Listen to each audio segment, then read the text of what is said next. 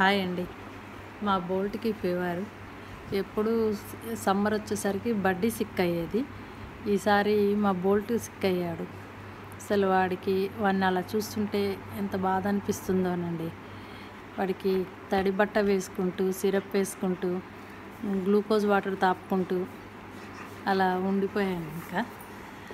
వాడు అలా నిలబడే ఉన్నాడండి. అసలు ఆ ఫీవర్ ఏం ఫీవరో కానీ పాపం అసలు పడుకొని కూడా పడుకోలేదు.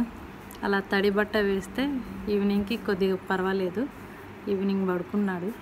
పాపం వాడికి అలా ఉందని బడ్డీ చూడండి ఎలా ఉందో, వాడి దగ్గరే చూస్తూ కూర్చుని వెళ్ళిపోయింది.